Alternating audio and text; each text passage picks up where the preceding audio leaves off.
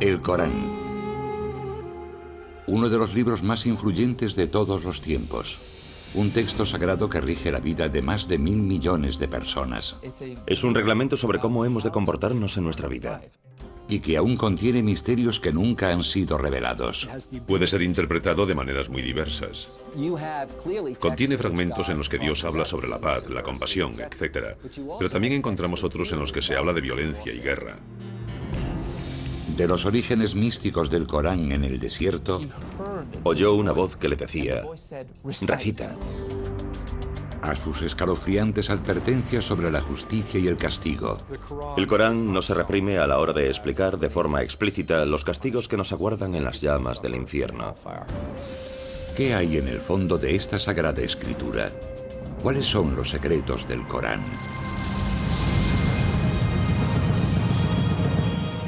Descifrando la historia, los secretos del Corán, capítulo 1.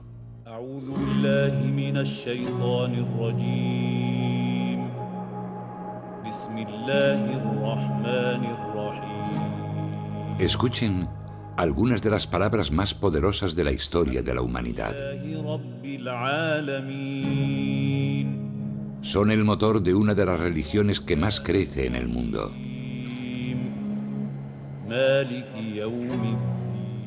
Miles de millones de voces las han repetido durante los últimos 1400 años. Son las palabras del libro sagrado del Islam, el Corán. Los musulmanes creen que el Corán fue revelado directamente por Dios al profeta del Islam. No se trata simplemente de que Dios inspirase al profeta o lo empujase a contar un acontecimiento importante. Es en realidad el mensaje que el propio Dios transmite al mundo. En árabe, Corán significa la recitación. La escritura está hecha para ser leída en voz alta. De esta manera, los musulmanes creen comunicarse directamente con Dios. Al conservar la palabra de Dios, el Corán se convierte en una parte de este. Y, por tanto, el propio texto, las palabras, las páginas y el mismo libro son de por sí algo sagrado. Al hojear el texto sagrado, pueden apreciarse en un primer momento ciertas similitudes entre el Corán y las escrituras judías y cristianas. Todas hablan de un Dios único y omnipotente, y narran, en algunos casos, las mismas historias. Pero muchos consideran que el Corán es un libro envuelto en un halo de misterio. Sus versos, considerados durante mucho tiempo entre los más bellos jamás escritos en lengua árabe, forman un laberinto de lenguaje, siendo más propios de la poesía que de la prosa. Su distribución también dificulta su comprensión. Al contrario que la Biblia, el Corán no sigue un orden cronológico ni narrativo. Por el contrario, sus 114 capítulos, o suras, se organizan en función de su extensión, los más largos al principio y los más cortos al final. Encontramos un estilo que actualmente calificaríamos de flujo de conciencia. Hay cierto misterio, así que el lector curioso que se acerca al texto se queda algo extrañado. No cuenta la historia de Mahoma, ni siquiera cuenta la historia del mundo. Existen algunas referencias a la aparición del mundo, a la creación divina, pero no se encuentran al comienzo del Corán, sino a la mitad, en alguna parte.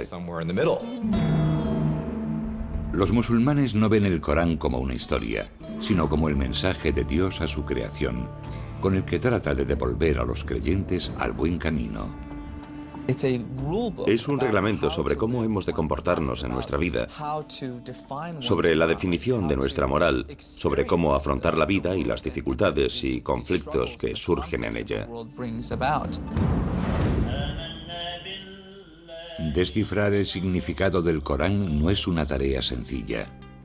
El Islam no cuenta con una institución religiosa como el Vaticano que oriente a los creyentes a la hora de interpretar un texto tan complejo. Cada persona hace su propia interpretación de las escrituras. Como musulmán, uno ha de creer lo que dice el Corán.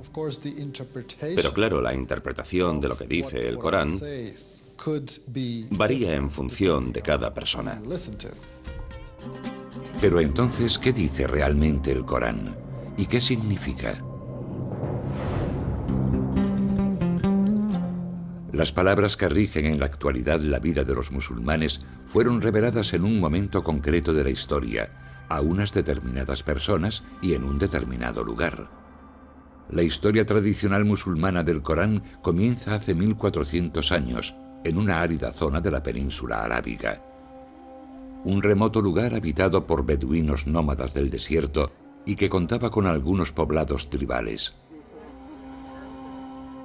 Los musulmanes conocen aquella época como Jahiliya, la edad de la ignorancia. Podría decirse que Arabia tenía una civilización atrasada si la comparamos con los grandes imperios de la época, con Bizancia a un lado y el imperio sasánida, el segundo imperio persa, al otro.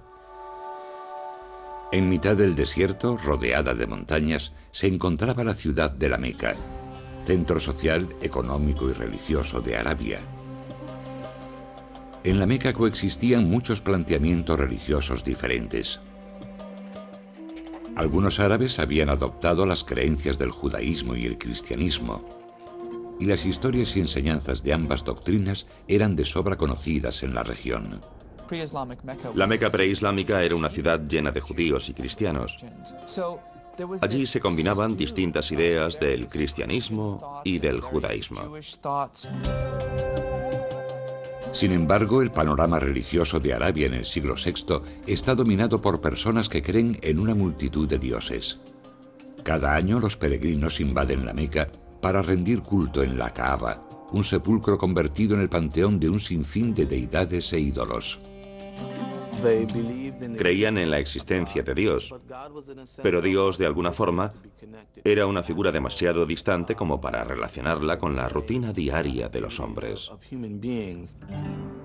Así pues, estos ídolos funcionaban como intermediarios entre Dios y los hombres. A mediados del siglo VI, la Kaaba albergaba 360 ídolos. La peregrinación anual al sepulcro reportaba enormes beneficios económicos a la tribu que controlaba el lugar sagrado, los Quraysh. Llegaba un montón de gente que debía hacer algún tipo de ofrenda y pagar un tributo, así que era un negocio muy lucrativo. Los Quraysh estaban amasando una enorme fortuna. Mientras sus líderes se enriquecían, la mayoría de los habitantes de la Meca vivían en la más absoluta miseria. Había un problema enorme en lo que respecta a la distribución desigual de la riqueza. Había problemas con los derechos de los huérfanos, las mujeres y los necesitados. La esclavitud era una práctica habitual en la Meca.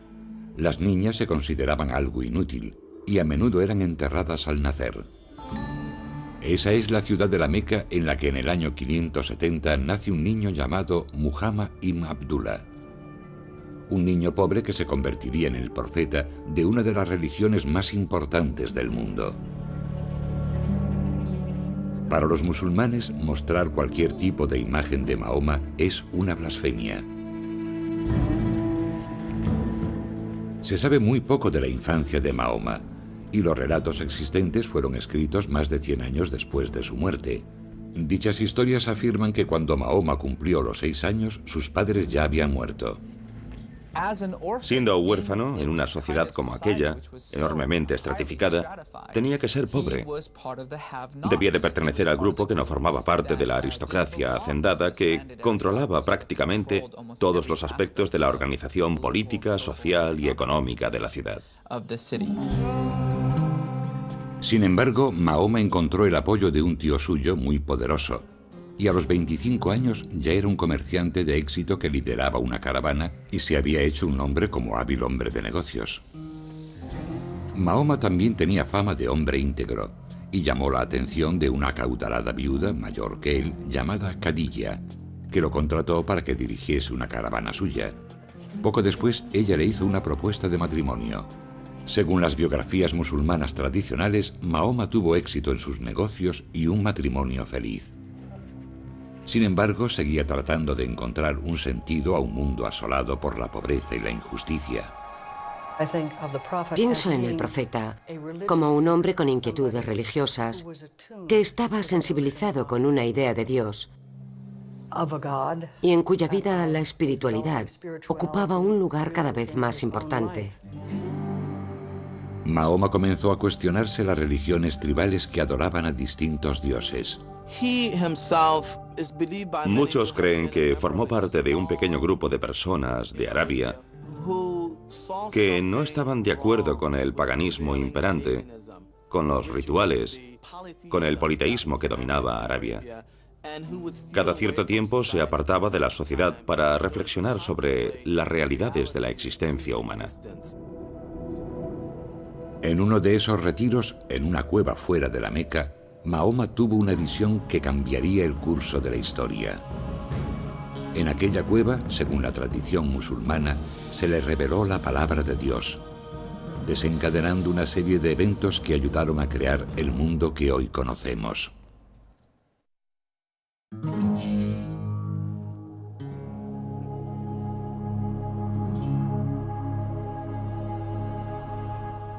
Cinco veces al día, los musulmanes de todo el mundo oran en una determinada dirección. Se colocan mirando a la ciudad sagrada de la Meca, situada en la actual Arabia Saudí. Pero a comienzos del siglo VII, la Meca, el lugar más sagrado del Islam, era un lugar de culto pagano y una ciudad llena de injusticias. Así fue hasta la aparición de uno de los textos más sagrados del mundo, el Corán. Según la tradición, un comerciante de 40 años llamado Muhammad ibn Abdullah solía retirarse a una cueva alejada de la Meca para reflexionar en solitario sobre un mundo que consideraba cada vez más opresivo. Se cree que en el año 610, durante uno de sus retiros de meditación en la cueva, una presencia abrumadora se apoderó repentinamente de Mahoma. Sintió una presión repentina en el pecho. La oscuridad lo rodeaba y sintió que una mano gigante le asía y lo apretaba, apenas dejándole respirar.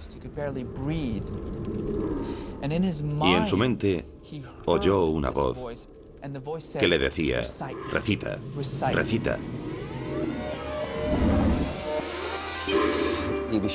Se quedaría estupefacto, aturdido.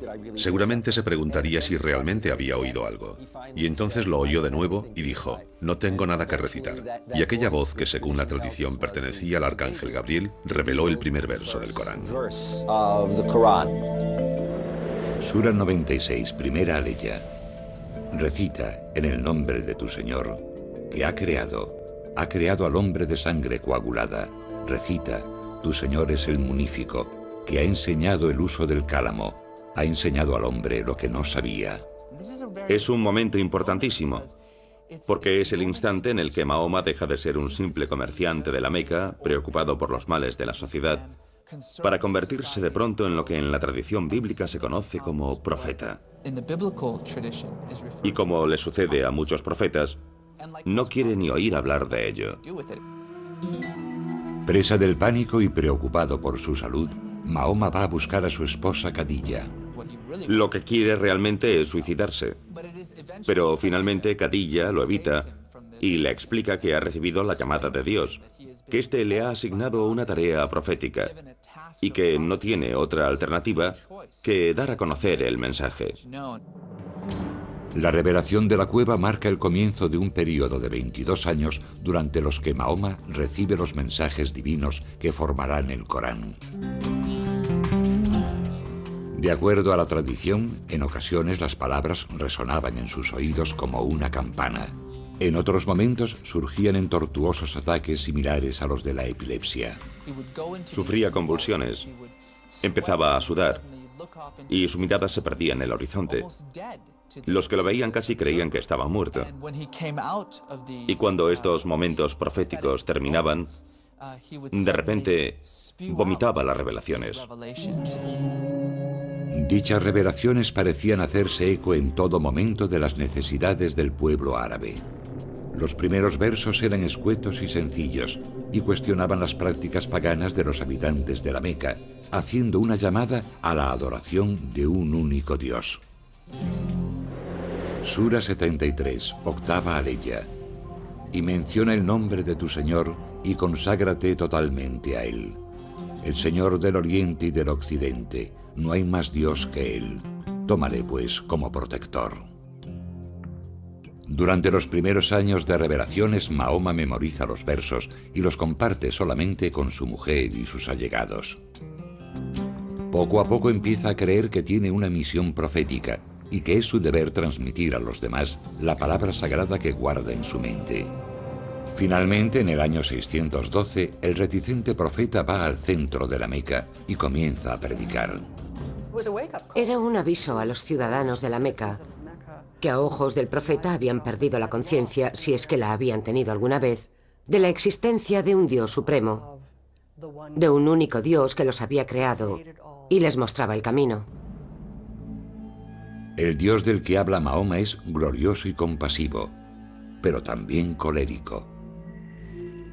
El profeta dice a los habitantes de la Meca que sus actos en la tierra tendrán consecuencias cuando llegue el día del juicio. Tenemos a un hombre del que se sabe que ha estado haciendo vigilias, que llega, digamos, al mercado y dice: el mundo se acabará. El Dios que lo creó le pondrá fin y os incumbe a todos. Se trata de un mensaje muy contundente. Es un mensaje contundente, pero no novedoso. Mahoma dejó muy claro que el Corán era la misma revelación que la hecha a judíos y cristianos siglos atrás. Un mensaje de Dios a la humanidad. No obstante, la revelación se dirigía esta vez al pueblo árabe, por vez primera, y en su propia lengua. El profeta nunca dijo que estuviese creando una nueva religión. Simplemente dijo que era un mensajero que portaba el mismo mensaje que había sido transmitido anteriormente por un gran número de figuras de su historia común. El Corán repite una y otra vez: no olvidéis lo que le sucedió a Abraham cuando... Y entonces cuenta una historia sobre Abraham. No olvidéis lo que le sucedió a José, y cuenta una historia sobre José. Lo más curioso es que dichas historias aparecen en una especie de adaptación, de versión resumida de esos grandes relatos. La gente a la que se revelaba el Corán ya conocía esas historias, puesto que vivía en una ciudad empapada de dichas tradiciones.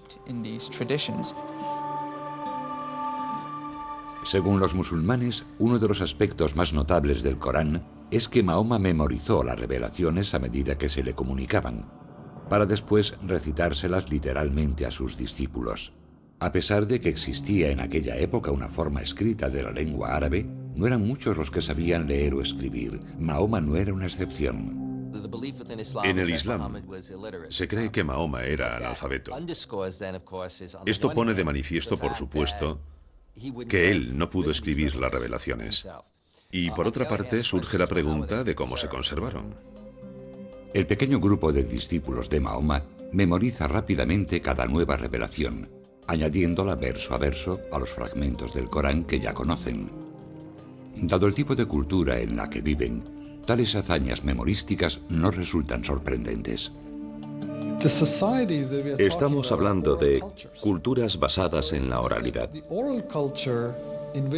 En cierta manera, la cultura oral en la que vivía Mahoma permitía que la gente escuchase algo una o dos veces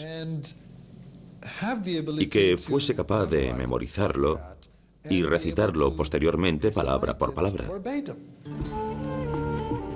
El conjunto de revelaciones se va ampliando y Mahoma sigue predicando en las calles de la Meca, atrayendo a un pequeño grupo de conversos. Sus discípulos comienzan a ser conocidos como musulmanes, que significa los que se someten a Dios. El mensaje de Mahoma resulta especialmente atractivo a los pobres y marginados de la ciudad, que se identifican con las reclamaciones sociales de los versos, que defienden la liberación de los esclavos y el ejercicio de la caridad con los necesitados. Algunos de los que se convirtieron al mensaje del Corán lo hicieron seducidos por la belleza del lenguaje que algunos veían tan perfecto que lo consideraban una prueba de la existencia de Dios. Si le preguntas a un musulmán, bueno, ¿qué pruebas hay de que se trate de una revelación divina?, te contestará, y llevan haciéndolo más de 1000 años, que la prueba es el propio Corán, que ese es el mayor milagro, que un analfabeto en medio de ninguna parte cree de pronto un documento tan magnífico y poderoso. Pero no todos están contentos con lo que predica Mahoma. Su provocador mensaje, que se niega a reconocer la divinidad de los ídolos que alberga la Kaaba, atrae las iras de la tribu dominante, los Quraysh, ya que amenaza su posición de poder.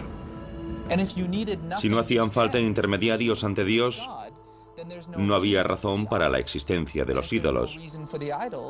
Y sin los ídolos, la Kaaba no tenía razón de ser.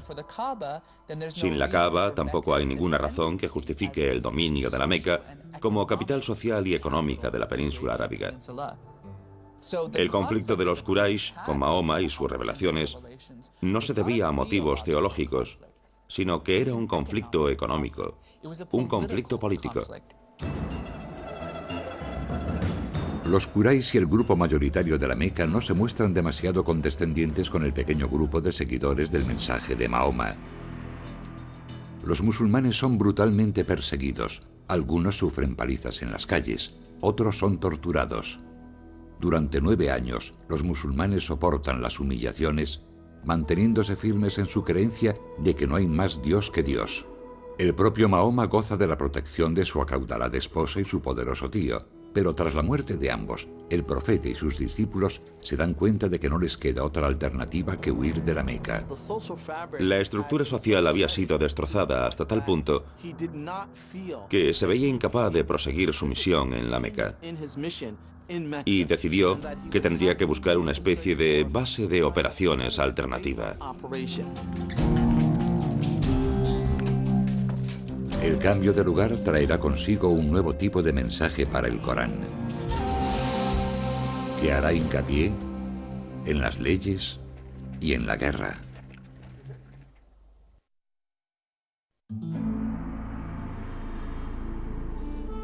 Durante 12 años, desde el 610, los musulmanes han creído en las revelaciones de Dios al profeta Mahoma y las han predicado en la ciudad de la Meca. Pero la vida del cada vez mayor grupo de discípulos de Mahoma se hace peligrosa.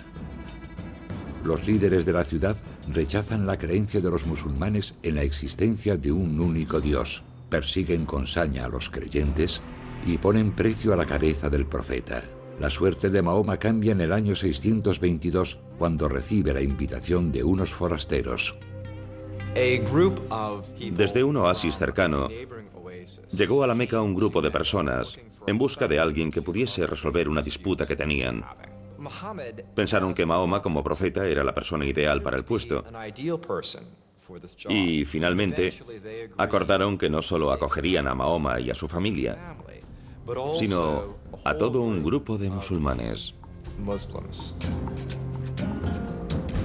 Paulatinamente, de forma clandestina, la reducida comunidad musulmana recorre los 400 kilómetros en dirección norte que la separan de Yatrib, ciudad que pasaría a conocerse como Medina, la ciudad del profeta. En su nuevo hogar, Mahoma asume también un nuevo cargo. Al principio era simplemente un profeta del que Dios se servía para transmitir su mensaje.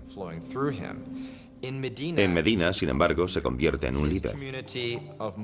Es el líder de la comunidad musulmana, pero también asume cierta autoridad sobre todo el oasis de Medina.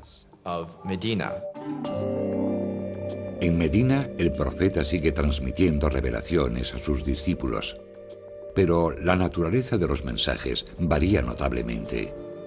Según los musulmanes, los versos reflejan a partir de entonces la condición de líder de Mahoma, que añade un nuevo elemento a su mensaje: una guía práctica sobre la creación y el gobierno de una sociedad. Se habla básicamente de la necesidad de regular la sociedad. Por lo tanto, las leyes son lo más interesante del período en Medina. Podría decirse que prácticamente toda la legislación incluida en el Corán proviene de esa etapa. Las revelaciones que la tradición relaciona con Medina sentaron las bases de la ley islámica. Incluían normas para casi todos los aspectos de la vida, desde la prohibición del alcohol hasta el permiso para que las madres den de mamar a sus hijos durante 2 años. Los versos ofrecen indicaciones sobre las herencias, otorgan nuevos derechos a los más desfavorecidos como huérfanos y esclavos, y establecen nuevas reglas que mejoran la situación social de la mujer. Sin embargo, la interpretación de dichas leyes no es siempre sencilla. De hecho, algunas de ellas siguen siendo motivo de debate actualmente. Un buen ejemplo: ¿permite el Corán la poligamia? Sura 4, tercera aleya. Casaos con las mujeres que os gusten, 2, 3 o 4. Pero si teméis no obrar con justicia, entonces con una sola. A primera vista, la aleya parece bastante clara, pero los estudiosos apuntan que estas palabras pueden interpretarse de diversas maneras. Unos interpretan que se pueden tener hasta 4 esposas, otros que solo se puede tener una, porque es imposible tratar a varias personas de forma equitativa. Algunos defienden que alude a situaciones muy concretas en las que haya muchas chicas huérfanas disponibles, y que en este fragmento se sugiere que hay que hacerse cargo de ellas. Por lo tanto, no es fácil extraer las implicaciones exactas del texto en nuestro tiempo o en cualquier otra época. Inspirada por el mensaje del Corán y el liderazgo de Mahoma, toda la ciudad de Medina se convierte al Islam. Las leyes expuestas en los versos del Corán se convierten en las leyes de la ciudad. Era una comunidad que vivía de acuerdo a las revelaciones que iban saliendo de la boca de Mahoma. Se trataba de una revelación viva, en constante evolución. Pronto esa revelación permitirá a los musulmanes tomar las armas para sobrevivir. Los ciudadanos de la Meca seguían ofreciendo una recompensa por la cabeza de Mahoma, que predicaba contra sus prácticas religiosas y amenazaba su bienestar económico. Y no aceptaban a Mahoma como gobernador de Medina. En el año 622, la Meca declara la guerra a Mahoma y sus discípulos. El Corán, que había facilitado leyes cuando la comunidad necesitaba orden, les anima entonces a defenderse de sus agresores. Sura 2, 191ª aleya. Combatid por Alá contra quienes combatan contra vosotros, pero no os excedáis. Alá no ama a los que se exceden. Matadles donde deis con ellos, y expulsadles de donde os hayan expulsado. Hoy, esos versos, conocidos como los versos de la espada, constituyen algunos de los pasajes más sorprendentes y polémicos del Corán. Aquellos que defienden que el Corán promueve la violencia recurren a dichos versos para justificar su postura. Sin embargo, las frases suelen ser algo más complejo que un simple grito de guerra. El Corán dice: matad a los infieles donde deis con ellos. Esto hay que entenderlo en un contexto en el que los musulmanes están asediados, tienen enemigos, y el Corán les dice: combatid a los enemigos de Dios. Pero el Corán también dice: cuando el enemigo deje de suponer una amenaza, cuando deje de luchar, recordad que Dios es compasivo, recordad que la guerra no es el camino que debemos seguir. Con el respaldo de las revelaciones, los musulmanes luchan contra los ciudadanos de la Meca durante 8 años por toda la península arábiga.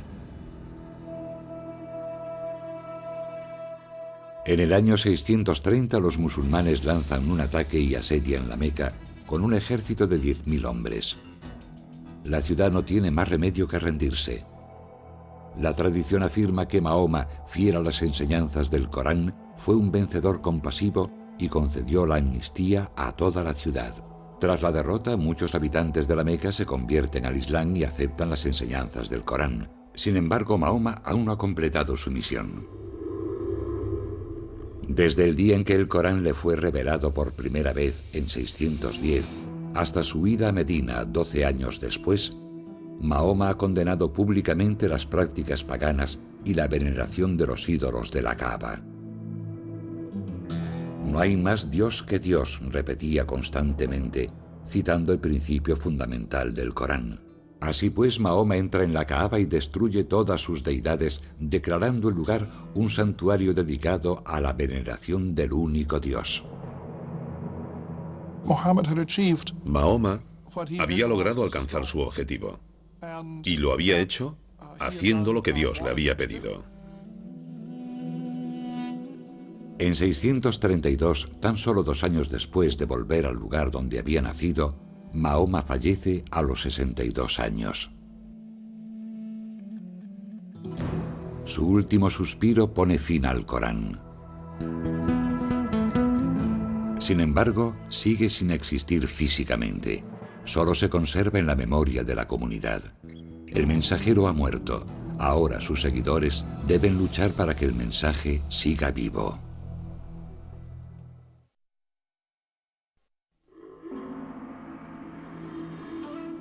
Según la tradición musulmana, los versos del Corán fueron revelados hace 14 siglos y a lo largo de 22 años al profeta Mahoma.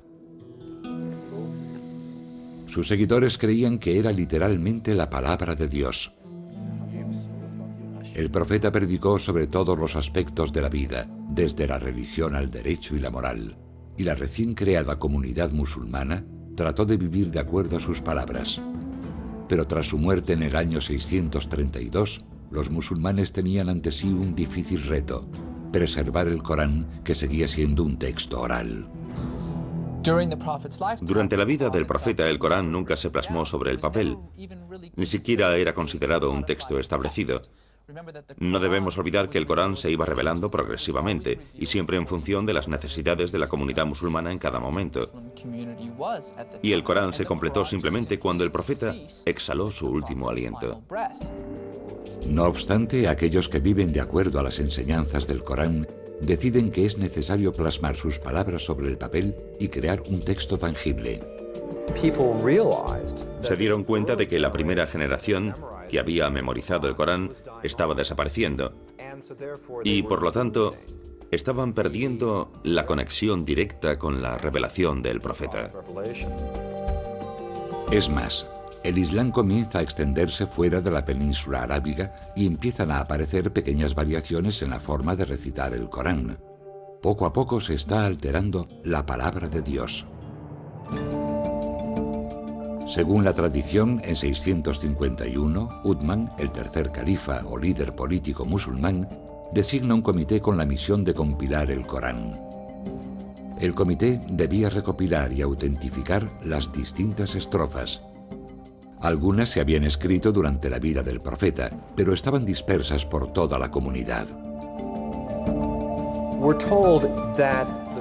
Dicen que las fuentes de esta compilación provenían de textos escritos sobre trozos de huesos o de fragmentos de pergamino, pero también del corazón de los hombres, de su recuerdo de la recitación del Corán. Las estrofas debían cumplir unos criterios muy estrictos. 2 testigos presenciales debían confirmar que los versos habían sido registrados en presencia del profeta, y las estrofas se contrastaban con los recuerdos de los compañeros que habían memorizado por completo el Corán. El texto, una vez aprobado, se reúne en un solo volumen y es enviado a las ciudades de la región. Uthman ordena entonces la destrucción de las demás versiones escritas del texto.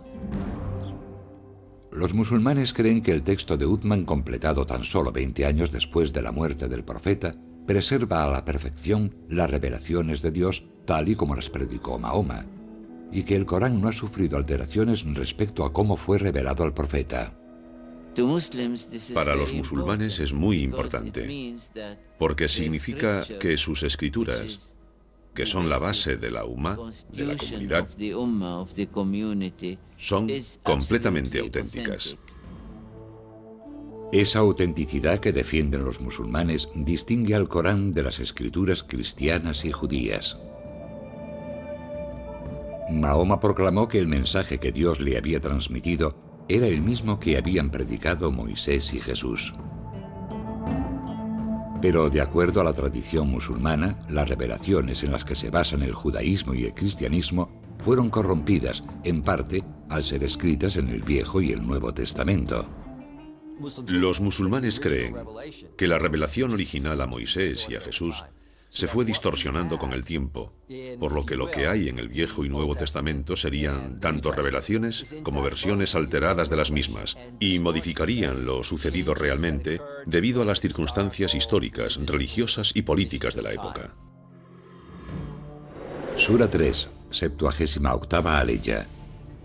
Algunos de ellos trabucan con sus lenguas la Escritura, para que creáis que está en la Escritura lo que no está en la Escritura, diciendo que viene de Alá, siendo así que no viene de Alá. Mienten contra Alá a sabiendas.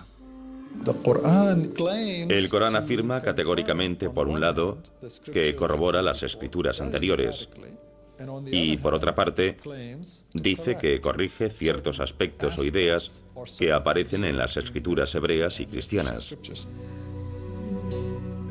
Los musulmanes creen que el Corán corrige los errores que contienen dichas escrituras, entre los que se encuentran algunas de las enseñanzas fundamentales de esas doctrinas, por ejemplo, la interpretación cristiana de la figura de Cristo. El Corán afirma que Jesús fue un profeta, que nació de una virgen y que realizó milagros como sanar a ciegos y leprosos. No obstante, el Corán niega que Jesús fuese el Hijo de Dios. En el contexto islámico, la idea de que Jesús sea el Hijo de Dios se interpreta como que es un ser divino. Esto supone, desde el punto de vista musulmán, que los cristianos tienen distintos dioses, mientras que los musulmanes sostienen que solo puede haber un Dios. El Corán discute también la historia bíblica de la crucifixión de Jesús, afirmando que Jesús no murió en la cruz, sino que Dios lo elevó a los cielos y que sus verdugos crucificaron por error a otro hombre que se parecía a Jesús. Sura 4, 157ª aleya. No le mataron ni le crucificaron, sino que les pareció así. Ciertamente no le mataron, sino que Alá lo elevó así. La idea cristiana de que Jesús murió por los pecados de la humanidad choca con el mensaje del Corán, que dice que cada alma es responsable de sus propios actos. La muerte y resurrección como acto redentor no encaja en el Islam. No entienden la idea de que alguien redima los pecados ajenos. Los musulmanes creen que debido a las tergiversaciones existentes en la Biblia, Dios se vio obligado a transmitir su palabra una última vez.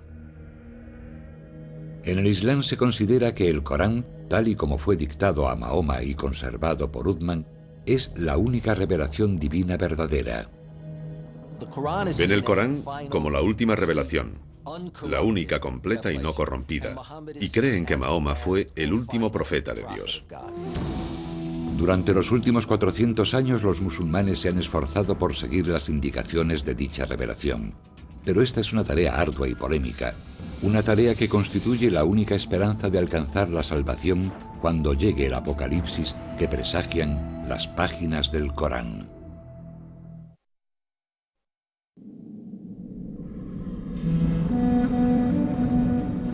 Sura 81, primera aleya.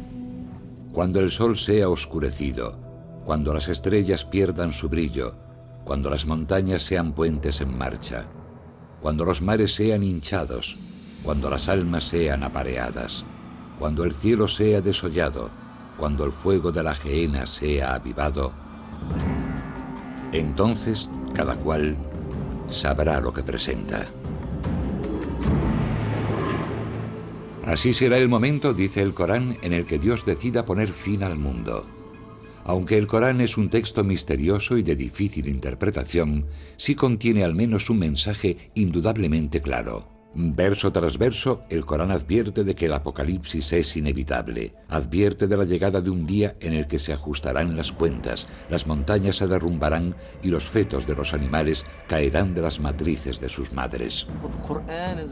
El Corán es muy rotundo y explícito cuando habla del fin del mundo, de que se producirá un cataclismo, una erupción del orden natural. Al igual que ocurre en el apocalipsis bíblico, el Corán proclama una y otra vez que la humanidad deberá responder por sus actos en la tierra. El Corán no se reprime a la hora de explicar de forma explícita los castigos que nos aguardan en las llamas del infierno. Las descripciones del cielo y el infierno son algunos de los pasajes más imponentes del Corán. Como ocurre en muchas estrofas del texto, las descripciones de la otra vida reflejan el lugar donde el Corán fue revelado. La imaginería del cielo y el infierno parece dirigida específicamente a un público formado por moradores del desierto. El cielo se describe como un jardín exuberante y repleto de agua. Las descripciones del infierno, del mismo modo, hacen hincapié en el calor, el fuego, cosas como calderas de cobre fundido vertidas en las gargantas de personas sedientas en lugar de agua. Así pues, se toman el dolor y el sufrimiento naturales de esa zona y se llevan a un nivel superior para describir los padecimientos del infierno. Para los musulmanes, el único modo de conseguir la salvación en el día del juicio final consiste en seguir el Corán. Pero la interpretación exacta de lo que quiere decir el libro sagrado ha levantado polémicas durante siglos, en parte debido a que el Islam no cuenta con una única autoridad religiosa. El Islam no tiene una estructura jerárquica, no existe una institución como la Iglesia. Por lo tanto, los fieles pueden formarse su propia opinión libremente. Dificultar las cosas puede parecer una paradoja. Si Dios desea revelar su mensaje, ¿por qué a veces las escrituras son tan crípticas? Sura 3, séptima aleya. Él es quien te ha revelado la escritura. Algunas de sus aleyas son unívocas y otras son equívocas. Pero nadie, sino Alá, conoce la interpretación de ello. La mayoría de los musulmanes cree que el único intérprete verdadero del Corán fue el propio Mahoma. Como mensajero elegido de Dios, se dice que comprendía todas las revelaciones, tanto los versos concisos y directos como aquellos que no resultan tan claros. Así pues, a lo largo de la historia del Islam, los musulmanes han examinado los relatos de la vida de Mahoma, sus palabras y obras, para tratar de explicar el Corán. La comunidad musulmana sostiene que las palabras y actos de Mahoma eran la perfecta manifestación de la voluntad de Dios, y que de hecho su propia vida es una revelación, al igual que el Corán. Sin embargo, el estudio de la vida de Mahoma no ha conseguido explicar por completo la palabra eterna de Dios. Distintas sectas y escuelas musulmanas se han enfrentado a lo largo de los siglos, tratando de imponer sus diversas interpretaciones. Algunos han utilizado el texto para justificar la muerte de otros musulmanes, de los que consideraban que se habían apartado de la fe. Otros sostienen que el Corán fomenta una actitud combativa ante los fieles de otras religiones. Podría decirse que el Corán es un documento bastante flexible. Uno puede hallar argumentos a favor y en contra de una determinada idea. La verdad es que la gente también lo hace al citar a Lincoln, a Washington, a Jefferson. Uno encuentra lo que anda buscando, y el caso del Corán no es distinto. Hace 1400 años el Corán fue revelado a una pequeña comunidad del desierto. Hoy es la piedra angular de la vida de 1.300 millones de fieles a lo ancho del mundo. Desde la primera revelación en una cueva a las afueras de la Meca y a lo largo de toda la historia del Islam, los musulmanes han tratado de aplicar las enseñanzas del Corán. Cada persona realiza su propia interpretación de la voluntad de Dios a través del mensaje contenido en las Escrituras. El Corán debe entenderse en el contexto del que habló un gran estudioso del Islam, un océano. El océano es una enorme criatura llena de misterios. Los musulmanes han encontrado en ese océano, durante siglos, inspiración sobre el amor y el temor, el conocimiento y las leyes, la ira y la violencia, el misticismo y el ritual. Su fe en el Corán ha cambiado la historia. Como sucede con todas las religiones, los textos sagrados pueden desatar pasiones, sacando lo peor de aquellos que afirman vivir de acuerdo a su mensaje, o, por el contrario, acercar lo divino a los hombres.